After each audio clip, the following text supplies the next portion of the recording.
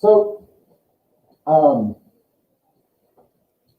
anyway, the reason they did this was they saw the importance of not being somewhere for too long, in the sense that they appreciated the value of experiencing different cultures. And even within the Greek world, there were different cultures from different city-state to city-state. And the sophists were the ones who were educated enough and had traveled enough between these city-states to really make kind of a almost academic type of statement about how things were different. You know, like, I don't know if you had this experience as a kid or even today, where you go spend the night at another person's house, a friend of yours house, and you notice pretty quickly that things are different in their household, right? I don't mean the way it's laid out, but I mean just their little customs, right? Their little things that are allowed. Maybe you know, you drink soda pop till midnight. They don't have soda pop at all in their house. Yeah. If you're hungry, you just go to the fridge, you get what you want. In their house, you have to ask somebody. I mean, even from household to household, there are different cultural differences, you could say. Even right here in Tulsa, even today, as much as we're kind of homogenized in a lot of ways, that's one way that, you know, we might see things different. It's when you get in the household, it's when you get in that culture. I believe in this because that's one of the reasons I like to do these exchanges, is because you can stay in the Holiday Inn. There's a Holiday Inn in Berlin also, you know. There's a Hyatt in Berlin. There's every hotel you can think of there. But you're not going to learn a lot staying in a nice American hotel. You got to get into a family. You got to live with them, see how they eat breakfast, yeah? See how they eat lunch, and see what time they go to bed, and what they do in the evening, and does their TV ever come on, or does it stay on all day, or all the things. That's what you really notice. Well, that's what they realize here. So they're traveling around, and Protagoras is the first one to express this in any, you know, kind of formal way. And he says, famous quote, "Homo mensura," which means man is the measure. And this is a very relativistic idea that each individual person is the judge of all things. You're the one. You get to decide what's right, what's wrong, what's just, what's unjust, what's truth, what's not truth. You're the one. Everything's relative, and it's relative to your own opinion and your own judgment and your own measure. Now, this sparks then a discussion right away that continues, I would say, on to today, no doubt, between people who believe that there are things that are absolute and then things that are relative. And so some people are taking this side here, maybe in an extreme way at times, and some people are on the other end, taking maybe an extreme view of absolutism. But formally, at least, not that it was ever mentioned before, but formally and historically and philosophically, it's with Protagoras that we have this argument open for discussion here. And he comes at it from an educated point of view, having actually lived in probably dozens and dozens of places throughout his career and seen. So he might notice that in Athens, if you steal something and they convict you of it, that they cut your hand off. I don't know. But in Crete, though, on the island of Crete, they give you like 3 warnings before they do anything to you. Yeah, I don't know. I mean, hey, Father Tom, come on in. Good to see you. Hello, everyone. Have a seat anywhere. You guys, I don't know if they know you or not, Father Tom. I don't know. Father Tom McCarthy. Are you all seniors? Yeah. Awesome. For 4 seconds, let's take our mask off. I want to see everyone's face. I like that idea. I love the beauty of everyone. I haven't seen their faces all year. Look at them. It's a good-looking class. Awesome. Now we can put it back on. It's a Awesome. great idea. So, you have made us for yourself, O Lord. And our hearts are restless until they rest in you. You all knew that. Every Augustinian school in the world, we're surrounded by flags of the world. Every Augustinian school in the world, every student says that prayer. And it comes from Augustine himself. When we look at that, when we listen to that prayer, I hope you just don't say it, but I hope you live it. Restlessness. I'm looking for a seal, which you would have if you had your blazers on. Right. But the seal of Cassia and the seal of the Augustinian order, the main part is the heart, and it's on fire. You know what artistically that stands for? Restlessness. Is a flame ever still? No. Flame is always moving. Restlessness is a positive thing if we allow it to be. I was in your weight room yesterday, and above the door is a quote of Sermon 169 from Augustine. It says, never be satisfied, always make progress. Augustine's restlessness was this. If I'm not restless, and in his sermon he talked about always make progress, I'll never get to where I could be. But if I'm restless, it moves me forward. If I'm not restless, I'm stuck back here. So, you guys are seniors. Your life is going to be changing very shortly. How are you being restless? How are you going to be Augustinian? Now, my job, and you'll see Father Jack Tierney is with me, my assistant. We go to all of our schools. We work with the young people who are thinking about becoming Augustinian priests, brothers, or sisters. And I'm gonna ask you to put this poster up. Yep. And when you see this poster, you'll see it around school. I saw some downstairs in a bigger form. I want you to do three things. When you see this poster, pray for the 29 guys on here. Pray for yourself. Say, God, let me do what you want me to do. And three, pray for each other. Now, I was down here in 2011, talking just like I am now. And there was a senior in there. He's right on here. His name's Spencer Thomas. Yeah. And I met him because he said, no, hey, Father Tom, I think maybe I want to be an Augustinian. So we talked. He went on a retreat with us. He then went off to college. I think he went to the University of, well, what's Mizzou? University of Missouri It's in not Columbia. that one. It's the other one in Missouri. Okay. It's the one that's not Missouri. And today he's an Augustinian, studying to be a priest. And he's right on here. Spencer Thomas, class of 11. Father Stephen, I was his vocation director. He was actually, when I took the job over, he was the first one I talked to. So I tell you this because this hits for us here at Castle Hall. So whether God calls you to be a priest, brother, or sister, if he calls you to be married or a single person, you're going to do it as an Augustinian. You know that. Because you've been imbued with the Augustinian spirit of being concerned for others. Be restless. So tomorrow, when you take your break down in the dining hall, you know what I'm talking about? Your break, right? They all know break, yeah. Father Jack and I, we're going to have a big table set up.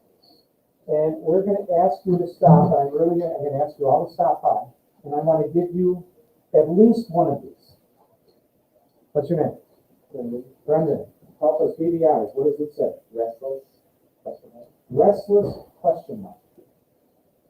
I want you to take at least one of these, wear it, or put it somewhere where you'll see it every day. And then ask yourself, am I being restless? Am I moving forward? Am I making progress like Augustine? In whatever you do in life. And then also on the other side, you can go check out our website. Okay? So that's tomorrow at your break. Will I see you? Or are you going to make me stand there by myself and look like a lonely guy? Okay? Don't do that, okay? So please, stop by. The reason I'm not giving them out now is we have like 6 or 7 different colors. So, you know, it's too hard to carry them all around. So we're going to do it tomorrow during the break. Awesome. Okay? You've taught part of my philosophy class, but yeah. See, look at that. You fit right in. Augustinian, we Fit don't right even in. know. That's right. Is that a chicken hanging there? It is. It's a symbolic. We'll talk about it later. Okay. All right. It's not from, what's that, It's a Svengoolie? voodoo. It's a voodoo thing, I think. You ever seen Svengoolie? I haven't Throw seen. chickens at each other? What is that? Rubber chickens. It's on Saturday night. They watch cheesy old horror films. Oh yeah. Svengoolie. So thank you for your attention. Look forward to seeing you tomorrow. Be restless. Okay? You've made us yourself, O Lord. And our hearts are restless until they rest in That you. was weak, but we'll make it. They all know it. I'm supposed to go downstairs? Room 2. So you're going to go to the left, or to the right, out here, and then down the stairs, Downstairs? and it'll be to your right again when you come off the stairs. Okay. Room 2. Okay, see you tomorrow. Thanks, Father. God bless. Thanks for coming by. Bye-bye. Yeah, I know none of you knew Father Bernie, right? You guys were not here when. You've probably seen him around this, but Father Bernie was our headmaster, gosh, I don't know, 12 or 13 years, long time. And then they're friends from high school. They're buddies, and they both became Augustinian priests. And so while Father Bernie was our headmaster here, his friend Father Tom was headmaster at St. Rita in Chicago. So I'm sure you've heard about that school, but somewhere. Okay, so back to Protagoras.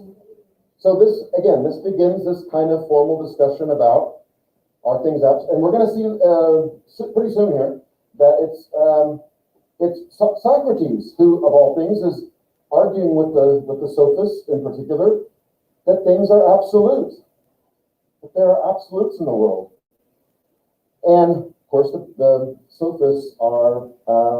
I should say this, by the way, the sophists are not a homogenous group of people. They're not all part of the same philosophical school or the same belief system. They had all kinds of different ideas about things, and they focused on certain things that the others didn't. So they're not like, there's other schools of philosophy where there are people within that school and they basically believe the same thing. But the sophists are not a school of philosophy in that sense. They're just a group of people who kind of had the same life and the way that they lived. They traveled and taught and were philosophers. So, but this is one thing that they had a pretty decent agreement on, was about this idea that things are relative, that the individual judges all things, and their judgment about things, according to the sophists or according to Protagoras, is just as valid as someone's exact opposite judgment about things. So that doesn't only apply to aesthetic things, maybe we all would believe that, how we judge certain things that are created, but also about ethical things as well. Those are also judgments. And they base this, like I said, like, well, they cut your hand off in Athens, they give you 3 strikes and you're out down here in Crete. But, that works just fine in Crete. They don't have a high theft rate in Crete. And this just works fine for people in Athens, cutting their hand off. That also keeps them from stealing. So it seems to work. And Crete shouldn't try to impose their idea on Athens, and Athens shouldn't try to impose their style of justice on this topic, people in Crete, because it's working just fine, and people are happy with it there. Just just leave them alone. They've made a judgment about it, and their judgment is as valid as your judgment is. So that's what happens there, and we'll talk more about the sophists as we get into Socrates, because he's kind of their main adversary, I guess, or they're his main target, I suppose, is one other way of looking at it. Okay. One last part of this that's related to axiology is social and political philosophy. Falls under this category of axiology, philosophy. So asking these basic questions, what type of government works best, what type of society works best, and making a judgment about that. How much liberty and freedom should we give people, and how much should we maybe restrict certain things? And in my life, I'll tell you, it's personal, and I think it's generally true, but not in my personal life, but just observing things going on in society and politics. It seems like a lot of discussions kind of boil down to a discussion of freedom and more freedom versus restriction. And it doesn't matter what party you're in, and you can't really say one party's more freedom and one's more restriction. I think it depends on the topic. There may be more restrictive in certain areas, but not other areas. But I'm going to put this on the board here. Liberty versus restriction. So we're going to say, on the far end here, we're going to say everyone's free to do what they want to do, and that people, if, company XYZ, you want to dump that toxic sludge in the Arkansas River, then just go right ahead. You're free to do what you want to do.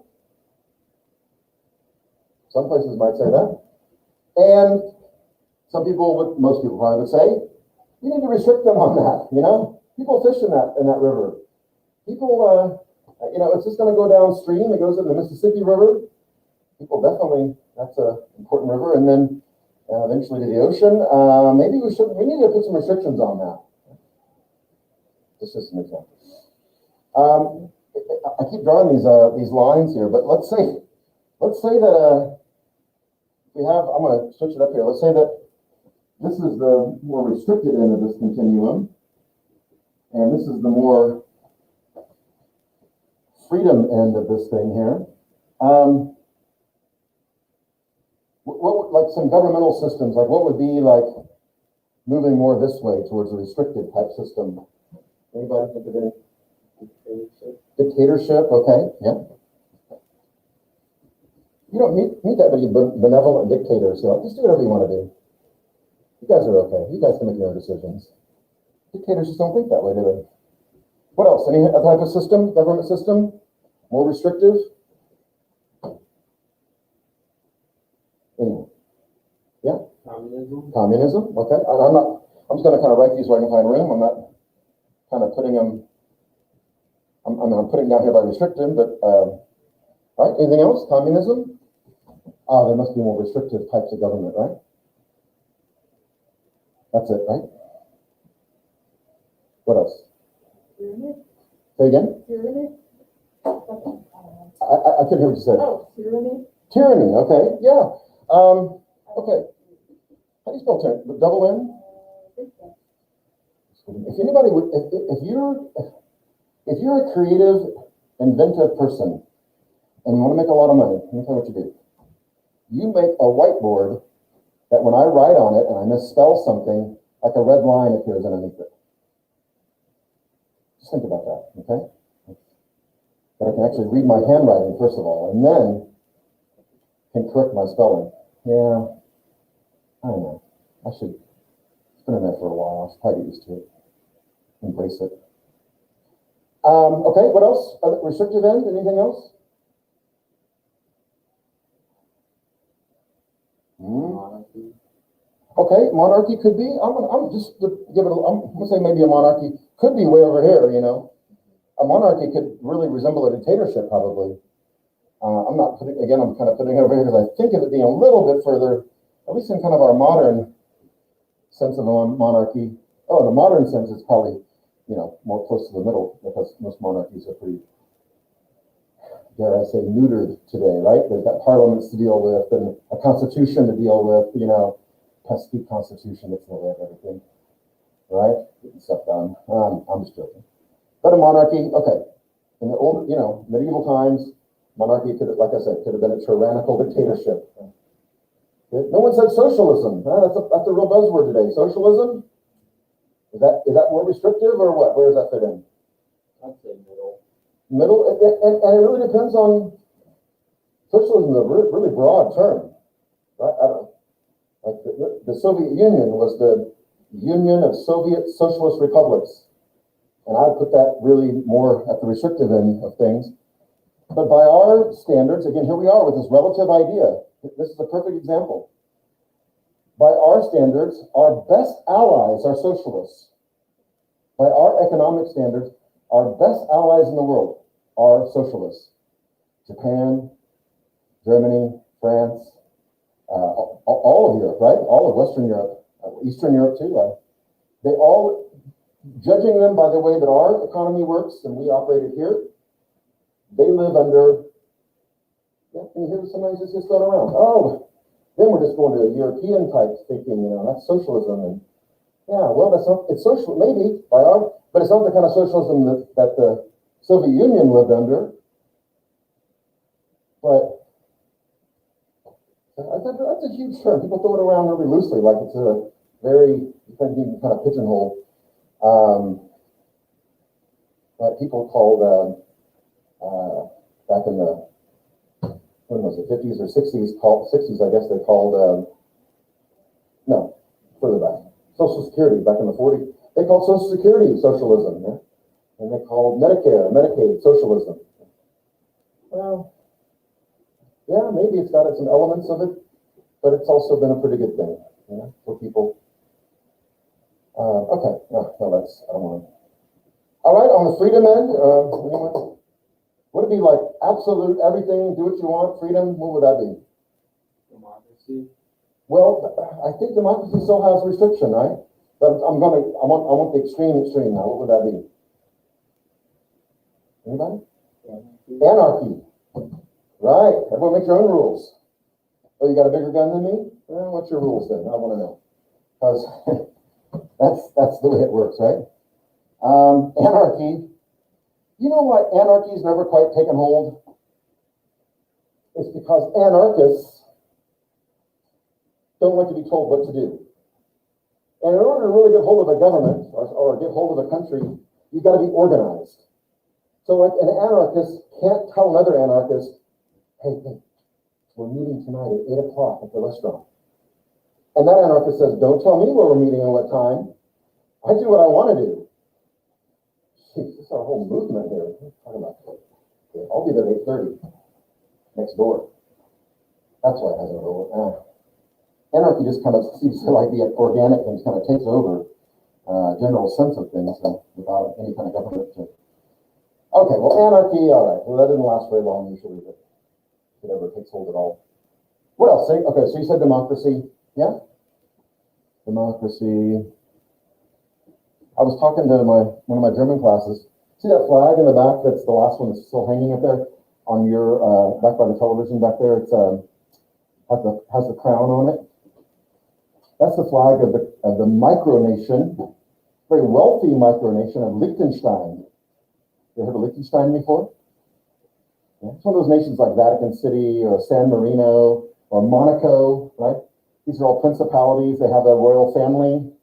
Liechtenstein is the richest of all these, I think by far. They can have a lot of banking there, and they'll take your money. Like they don't ask you any questions. You can walk in with a suitcase full of, cash, and when you set it down, like white powder like puffs out of your suitcase because it's got cocaine. I don't know, or blood on it, literally blood money. And they'll just say, "How much is your deposit?" That's all they ask you, and they don't ask anyone any questions. And there's probably maybe there's a legitimate reason to do that for some people, but probably a lot of illegitimate reasons too. So Switzerland does the same thing. They have a saying there, Liechtenstein's taking it over too. They say, money doesn't stink. That's their slogan or their mantra. Because money's neutral, right? I don't know how you got this money, but money itself has nothing to do with crime it didn't do the crime. It's neutral. The people are the bad people, but they're taking those bad people's money though. Anyway, they have a lot of money and they have a royal family and they have a parliament and a constitution. And in that, this is so weird. And they try to change this. In the Constitution, it says that any law the Parliament passes, the ruling prince of Liechtenstein can veto that law, and their veto, it can't be overridden like vetoes here can be. They can come back and get 2/3 or something. And no, what the prince says, if he doesn't like the law they pass, he can just say no to it, and it's gone forever. The Parliament in Liechtenstein tried to pass a law to do away with that part of the Constitution. This seems like a losing battle from the beginning, right? I mean, people don't generally like to relinquish their power. And so they did. They passed it through Parliament. And then, of course, the prince just said, no. No, I still did. And he used the power they were trying to revoke the rejection of that power, right? That's something's wrong. And there was an article in the New York Times about 2 years ago called something like along the lines of the most powerful royal family in Europe, and not necessarily money-wise or by the amount of land, certainly not by the amount of land that they have, but the fact that the monarchy actually has some real teeth to it. They can actually do something, and they're not just figureheads. They can reject this kind of anyway. Isn't that the country that at one point you could rent out on Airbnb for $70,000 a night? I don't know about that. Someone else asked me that. I'm pretty sure it's valid. Is it really? Because that seems awfully cheap to me. You had to do 3 nights at a. Oh, so it's really 210,000. Yeah, for 3. Right. I know that I visited there before, and I know that it'd be hard to find a home there for less than $1 million. I mean, even a small kind of chalet-looking home. It's because it's such a small country that land is at a premium, and if you want, it's an interesting place. When you speak German there, it's a German-speaking country. That's why I have the flag. But they're tucked there in the Alps between Austria and Switzerland, and you could literally ride a bike from it's kind of more narrow country than wide. You could ride a bike from one end to the other in like an hour, 2 hours maybe. It's like the size of Broken Arrow or something. Anyway. All right, any other things that are More freedom giving here? Any type of government? You guys ever heard of the Libertarian Party before? Yeah. Yeah? What do you know about them? I'm just putting on this end, I'm not. Go ahead. Well, not a lot, but They had a candidate on the ballot this time. They have for since the 70s, by the way. In Oklahoma, that Libertarian ran for president. He's a professor, a woman, Joe Jorgensen. Great name, actually. Her signs, I saw them around town. A few people had them up. Jojo, huh? Joe Jorgensen. Jojo. J-O-J-O. And, yeah, libertarians believe that, they believe that their ideas are more similar to the Founding Fathers' ideas than where we are now. They believe that people should be given more freedom, more liberty, that's where their name comes from, libertarian, and that the government should really only perform a few kind of tasks. That the government really, as we know it, should be pretty much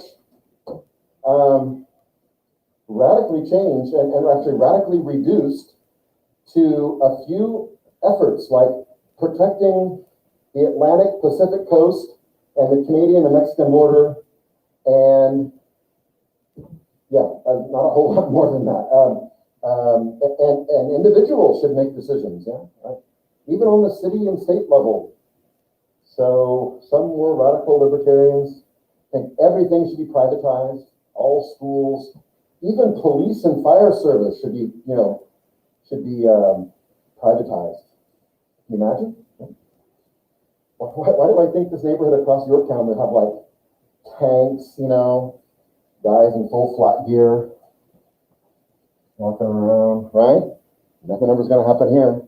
But my neighborhood would have like, some retired sheriff from some podunk county somewhere in a former police car, like they bought it at an auction, like with a light on the side, like they never got out of the car really.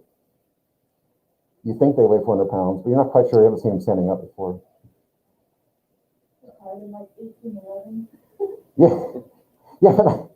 I think that if you private, like that means like the community's paying for this service of having police service, So certain communities can certainly afford better. Those kind of libertarians would say, well, you need to earn more money then. You need to get out there and work harder. Yeah, you need to, And schools should all be privatized. So, they took over these people, the more radical group of the libertarian, they would put all the high schools, elementary, middle schools on an auction block, and they'd auction off the highest bidder. So maybe a school like Edison would have some investors come in and build, and they're gonna put together they got money, they're gonna hire former professors to come in and teach the classes, teach everything at a really accelerated level, be very selective in who they take, charge students a whole lot of money to come there, and then there have to be other kinds of high schools too, right? There's the other kids, the kids who don't come from that kind of wealth, the kids that don't have the brains to go to accelerated level like that. Yeah?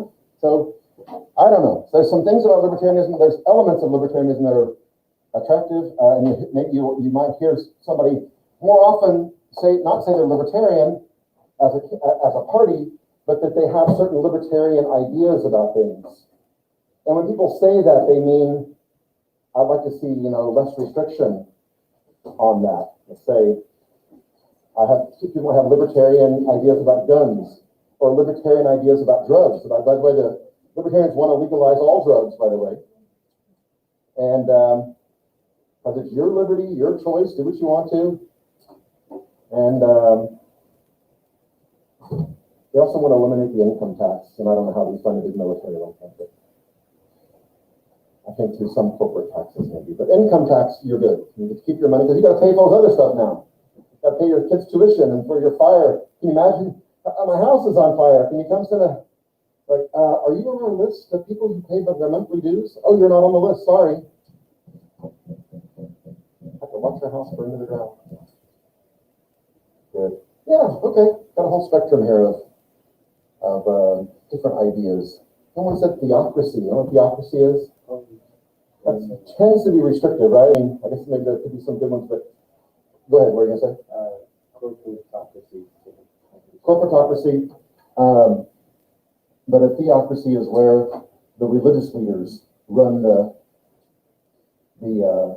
show. So they're ultimately in charge of things. And I would say that tends to go more towards the restrictive side, but maybe there are some theocracies that are quite, I don't know, I can't think of any, but, and I can only think of a handful of theocracies to begin with, so. All right, well, we got a few minutes, I'm gonna stop there. Sorry to people online, I have to push 2 buttons to make it start and I only pushed 1, but I think that well, we'll see, the video may show up. The video may show up whenever if you want to go back and look at it, whenever it uploads. Okay, 8:58.